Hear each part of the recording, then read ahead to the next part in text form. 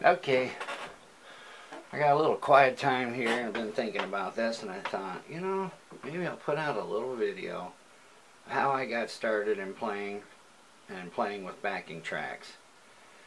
Because, wow, back in, I don't know, 2002, 2003, I had just gotten back into playing guitar again because I'd really gotten tired of it. You know, the bar scene, playing with other people, trying to keep them together and practicing, doing the songs that you wanted to do.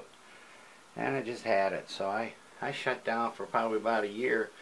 And then I got thinking, I got all this equipment. I'm going to slowly pull it back out. And but this time I'm going to take a different approach and do something with backing tracks.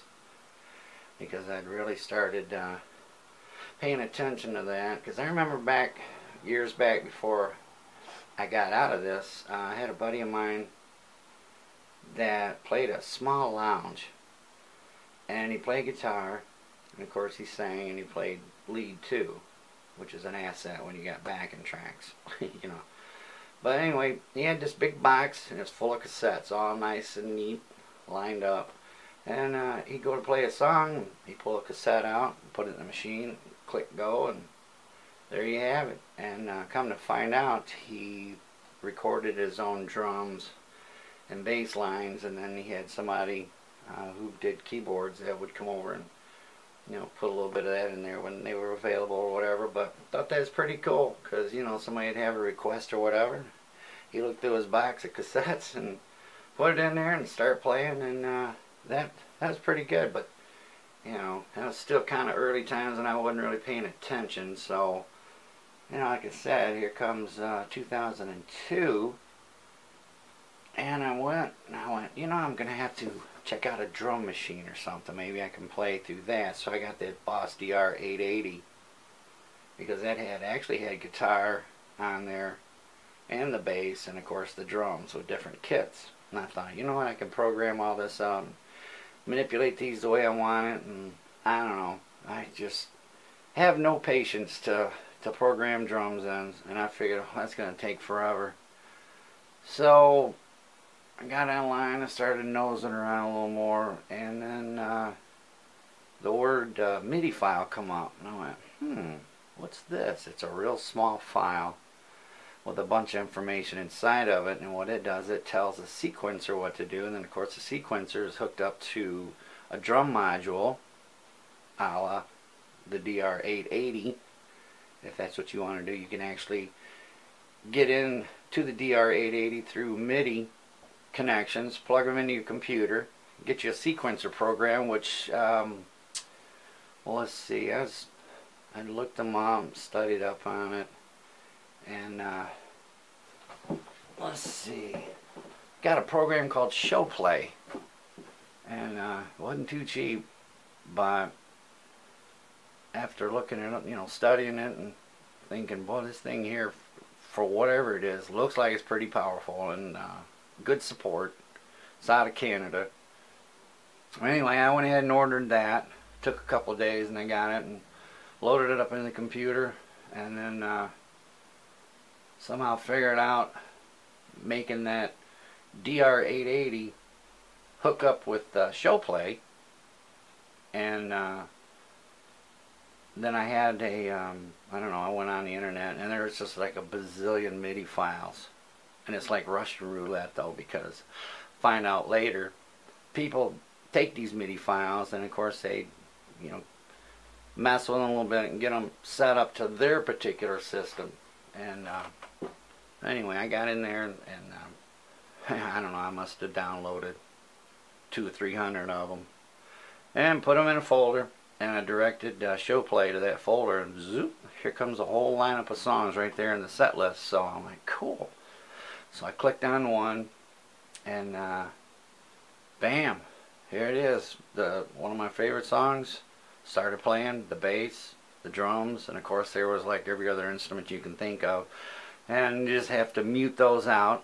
And like I said, I really wanted something that was just the bass, drums, and maybe a little keyboard, and then of course I was going to play the guitar and play the lead, and of course sing.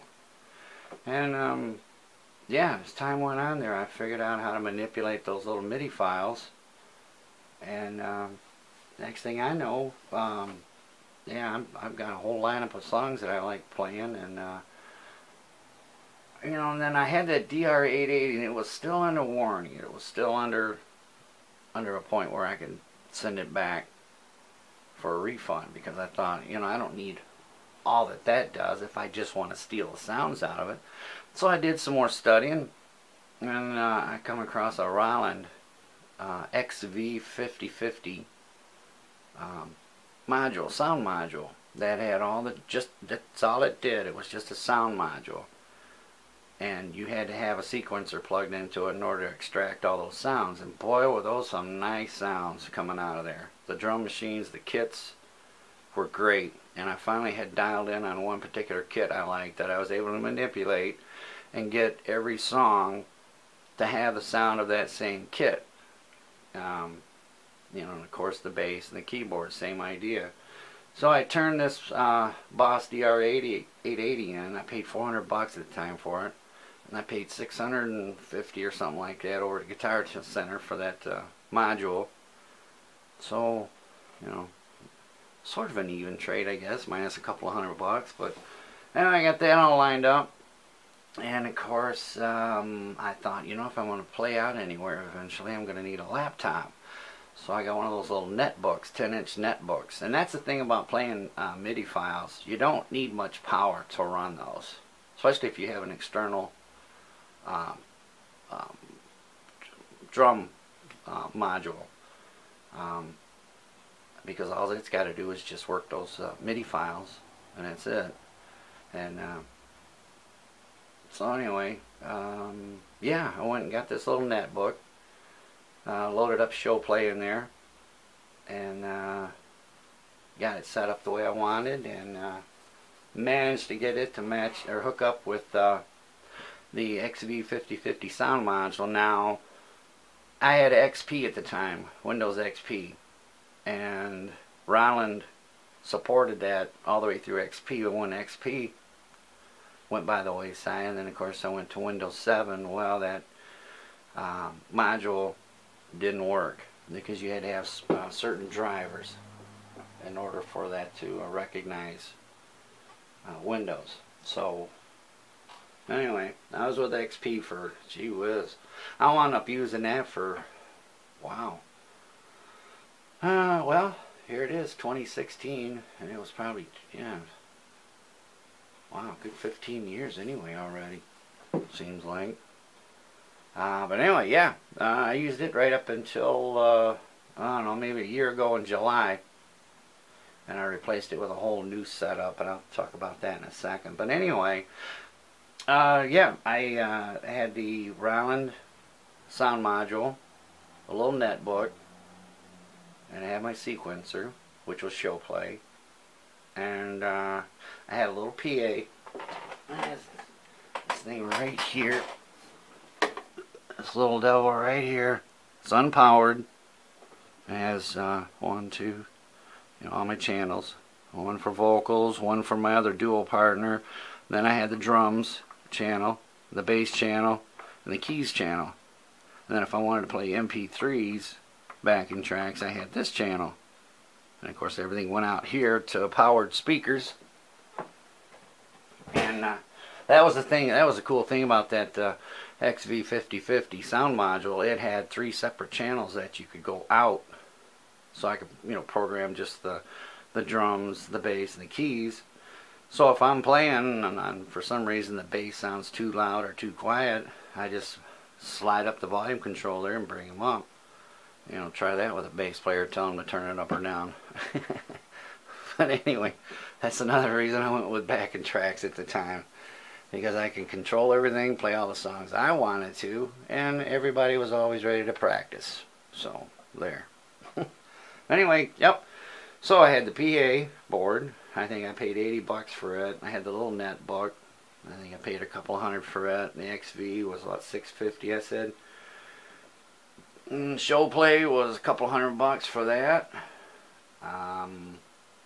You know, then your various cables and stuff that all had to be plugged in. And of course I had a separate a little 18-inch monitor that plugged into the little netbook so that the person I had as a duo with me could actually see the words and everything, you know, kind of like a little teleprompter was on the floor. So that made it real nice having that set up. And wow, I played with that for years, got my money back big time. Finally got that really refined where I could trust it and never had a problem with it. The netbook never gave out, the software never gave out. The XB50, sometimes I'd have to get it to re-recognize show play, but I found if you kept plugging everything in the same way each time, you know, like the USB cables, plug them all in at the same place on the computer, the laptop, and more times than not you won't have any problems. But yep, we got by with that. I had some Alto powered speakers, 15-inch speakers, so I could get that good full boomy sound. And yeah, we played very steady like that. And then I don't know, we just got to playing so much, decided to take a break, and just never got back together. So I thought, what the heck, I'll just go at it on my own. So then I got to studying up on a little program called, well, actually a little machine called a MAGIX 3, and you can get this through hittracks.com. And this is where I get my a lot of my MIDI files, which are excellent MIDI files, by the way. That and MIDI hits is another good one. I found just go ahead and break down and pay the money for these files because they're pristine. They've been on, nobody's fooled with them, and they're all set up for your equipment, and you don't have to manipulate anything. Or, you know, like I said, Russian roulette if you want to go online. There's a bazillion MIDI files out there. Some good, some bad. And some of them are just atrocious. I have no idea what these people were thinking about when they butchered up some of those. But they were free, so, you know, you get what you pay for. Anyway, I come across this, or actually I've been studying up, even as early as probably 2003, 2004, this MAGIX backing track players. And I really didn't care for the earlier ones, because it really didn't seem to do what I wanted it to do, and I was doing just fine with what I had.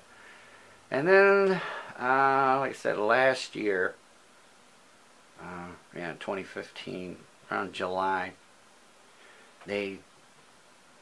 just before that, they come up with a MAGIX 3 version of it. These people have been around for a long time. They really know what they're doing. It's a real class act company. They listen to their players, you know, the people that do, you know, play with backing tracks like myself.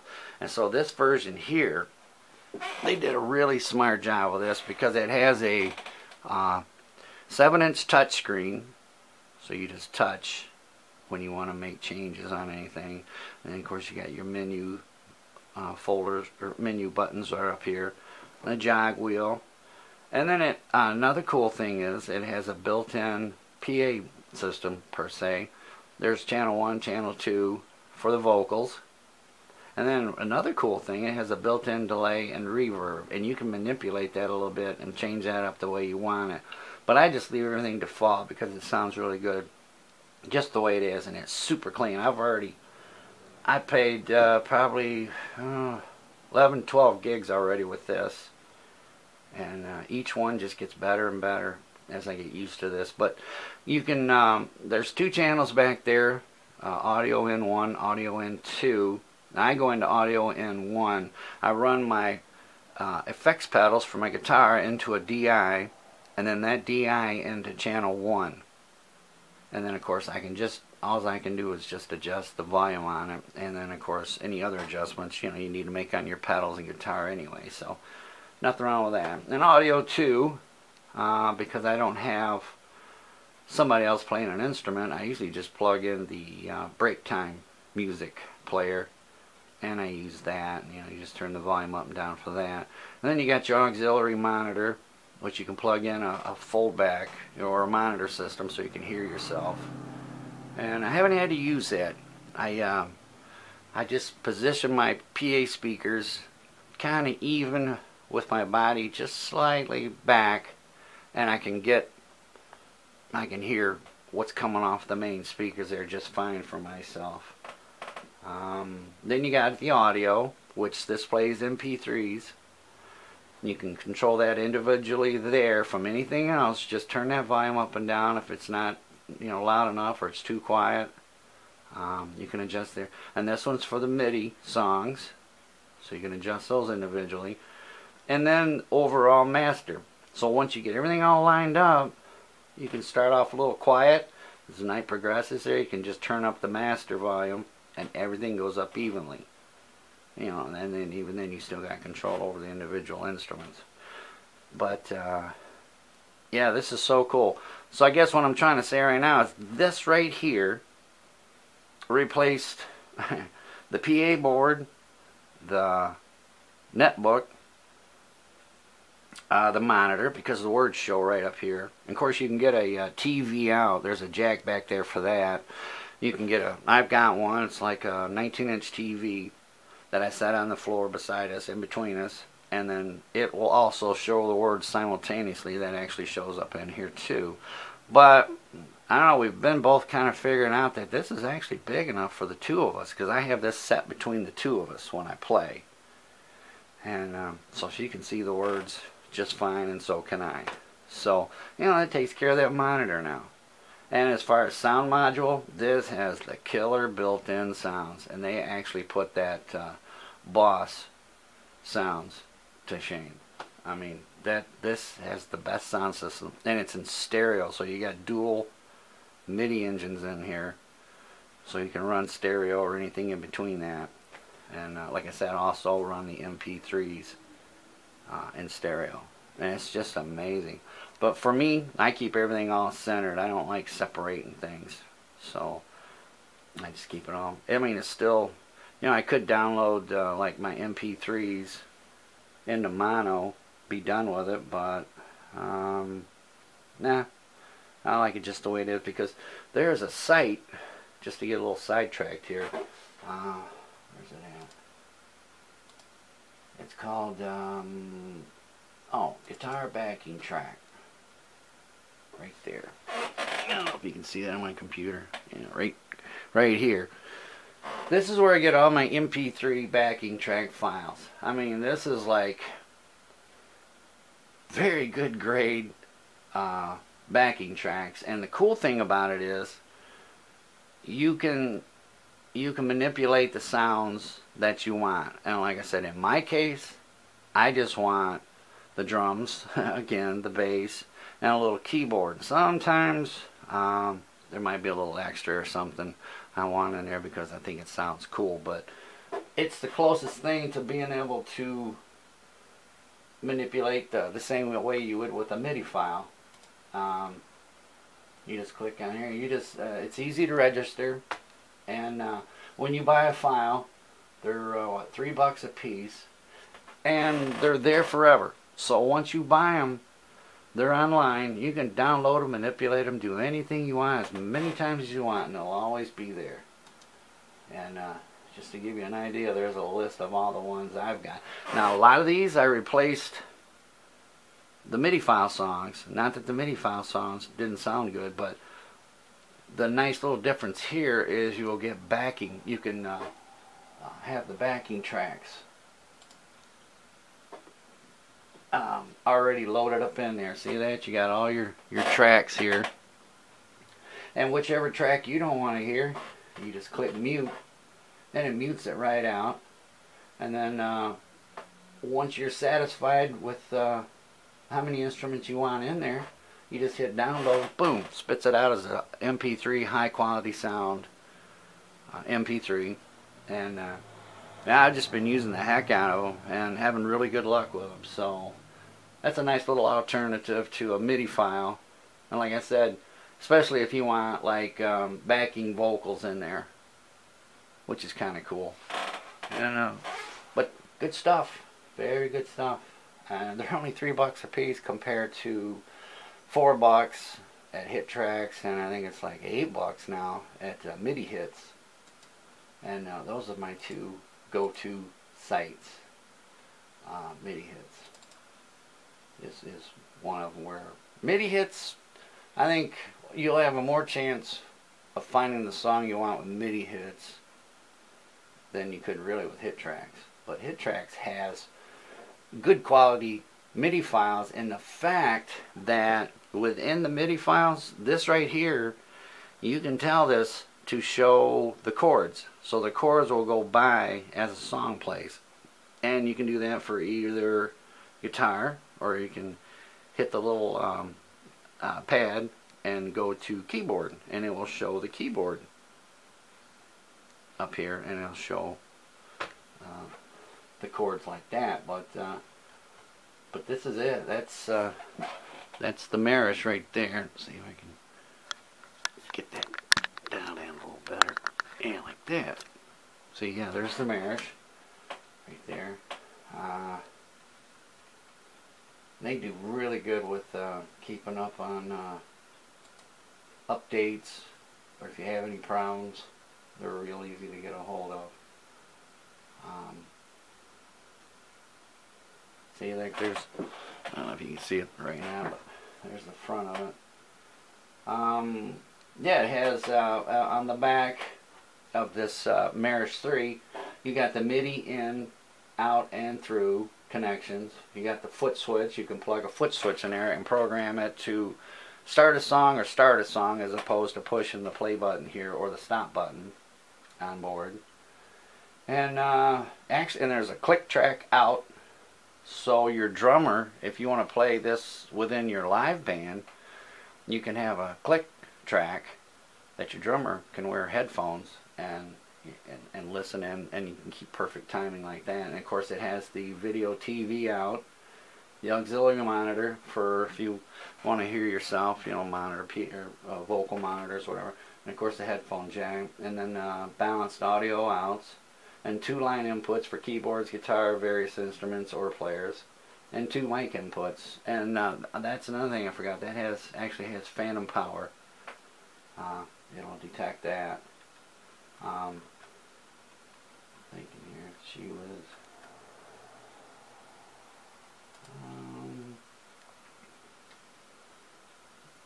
Let's see here. Yeah, I see. That's another thing. You can edit MIDI files and the lyrics. I mean, you can, like a lot of my MIDI files will have the lyrics already built into them, and some don't. Some of those MIDI files I get offline won't have that. But I'm more times than not through MIDI hits or through this site. The lyrics will already be there. Now, in the case of an MP3, when I was just talking about downloading those MP3 files, those are not going to have lyrics in them. So you're going to have to put those in yourself. And they explain it real nice in the manual on this MAGIX 3 on how to do that. And once you do it a couple times, it's just bang, bang, bang. You got the lyrics right in there. Go out the door and go play it. I've literally done that before. Oh, and it's got a built-in recorder. So you can actually get all your sound set up and record everything that is happening inside here. And that means your vocals, your guitar, the backing track, and you can adjust all that and it'll spit out a quality MP3 file that'll make you sound like $1,000,000. And then you can put that up on your website as sample songs for potential places that might want to hire you. Just trying to think. Technical characteristics. Oh, they're gonna let me do it. Oh well. Let's see. Information. Oh. Huh. Well, anyway, sorry about that. I get a little sidetracked. This thing does everything. It is a very powerful tool, and I've yet to find every little thing that will enhance my performance as far as playing goes. But it's all on here. I mean, it's hidden. Some of this stuff here you gotta look for, and once you find it, well, see here now it says you know, it's a touchscreen workstation, backing tracks, music files in MIDI and MP3 format, and also handles your lyrics. It incorporates a digital mixer with effects, harmonizer, and equalizer. Now that harmonizer part, I've yet to figure that one out. I've tried to get that harmonizer to go, but I don't quite understand that part yet. But as far as the harmonizer goes, like I said, those MP3 songs that I download off of guitarbackingtrack.com, you can click on that particular track if you want the backup vocals on there. So I mean, that's a nice little touch. And you know, like I said, it's an audio recorder, MIDI file editor. You can do some pretty wicked editing with this if it's a pristine file. If you get a file where it's kind of questionable and you get it free online or something like that, it might mess with this a little bit. Sometimes it'll even come up saying it's corrupt and it won't even play it. So might want to think about that. It's got the new sound database, includes 386 sampled sounds, 46 drum kits, 480 samplings, and 120 megabytes of memory. And that's another thing. This thing has got a 64 gig solid state hard drive in it. I defy you to try to fill that up. You just can't do it. I mean, think about it. A MIDI file typically is about 35K, 70K max. MP3, you figure about a meg a minute. So max maybe 5 megs per song. You got a long ways to go to try and fill up 64 gigs of hard drive. And not only that, but on the side, it's not going to show up, but on the side of this thing, you have a USB port to put in a memory stick or an external hard drive unit of your choice. If you have something, you know, this little hard drive, plug it in there and there you go. You got 50 bazillion more songs that you could put in there. And another good thing about that is if you know somebody else that has one of these, you can take that memory stick, take it over to your buddy's house, plug it into this system, and then boom, you're ready to go. And also you can plug this unit right into the computer, and it will have all the folders show up that are within this. And you can also actually attach an external regular old keyboard like this to plug in. And you can, and each one of these, let's see here, each one of these right here, these buttons, also shows the corresponding keyboard presses that you'd make. So if you want to check out a melody, F6, you do this. F6 would do the same thing on a regular set of keyboards. So if you don't want to do everything all on here and you want to go to a keyboard where you're more comfortable, plug it in, you're good to go. But I don't know, I'm missing out on some things, but this thing here is, I really trust this. In fact, I got to play this Thursday, this Saturday, and I got some other gigs coming up, and I have no problems with this unit right here. Everything's right there in front of me. Something doesn't sound right the way I want it to go. The dials, sliders, everything is right here for me. And none of that, but say you're playing a song, a MIDI file song especially, say it's going a little too slow for you, or you want to speed the song up. Real quick, you can hit these buttons right here, onboard buttons, right on the face of this right here. These are mechanical buttons. And same thing with the key. If you want to sing in a different key, just hit that, boom, instantly.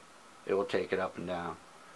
And yeah, and it has a sweet search system in here.